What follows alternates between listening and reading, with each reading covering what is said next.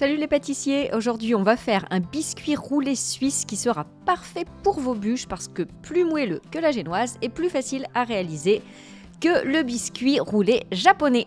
Allez, c'est parti pour la recette. Donc vous allez commencer par mélanger ensemble de l'huile végétale, moi j'utilise toujours de l'huile de pépins de raisin parce qu'elle a un goût neutre, avec du lait et de l'extrait de vanille liquide. Alors là, je vous donne les quantités pour une plaque de 30 x 40 cm et je vous mets aussi en description les quantités pour une plaque de 25 x 30 cm, comme ça vous aurez tout. Ensuite, vous allez séparer les blancs des jaunes. On va utiliser les deux, donc vous gardez bien tout. Si la recette vous plaît, comme d'habitude, je compte sur vous pour liker la vidéo. N'hésitez pas aussi à vous abonner. Il y a beaucoup de gens qui regardent les vidéos sans être abonnés. Et moi, ça m'aide beaucoup dans mon référencement quand vous vous abonnez. Et puis, si vous voulez recevoir les notifications quand je poste une vidéo, il vous suffit de cliquer sur la petite clochette. Donc, vous fouettez les blancs en neige. Et vous allez y ajouter le sucre en poudre progressivement.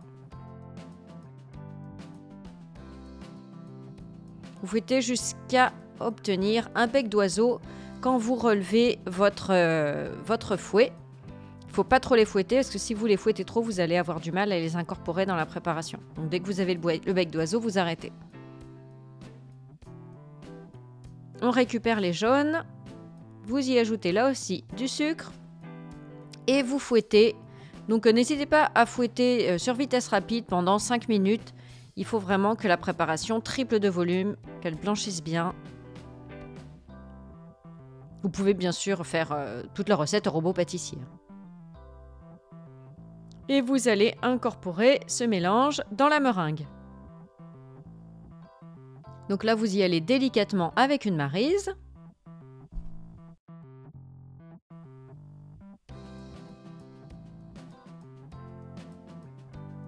Et vous ajoutez la farine et la levure tamisée. Je vous conseille toujours de tamiser pour éviter les grumeaux. C'est beaucoup plus facile à incorporer quand c'est tamisé. Donc vous mélangez vraiment jusqu'à avoir une préparation bien homogène. Il ne faut plus qu'il y ait de grains de farine qui traînent dans la pâte.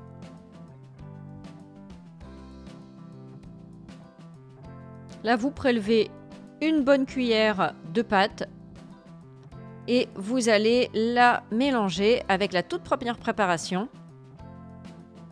Vous versez le tout dans votre cul de poule et vous incorporez délicatement.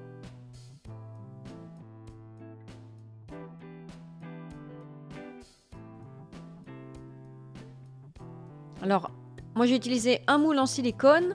Si vous utilisez une plaque en métal, mettez bien du papier cuisson dessus pour pouvoir décoller.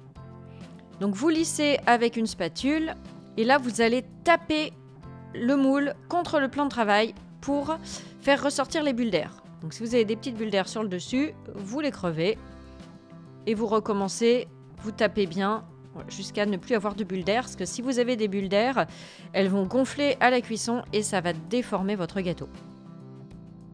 Quand c'est OK, vous enfournez.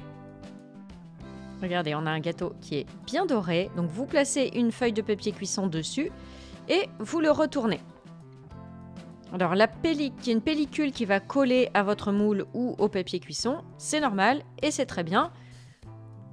Parce que du coup, quand on va le garnir, eh bien, la crème va vraiment bien rentrer dans le gâteau et il n'y a même pas besoin de l'imbiber.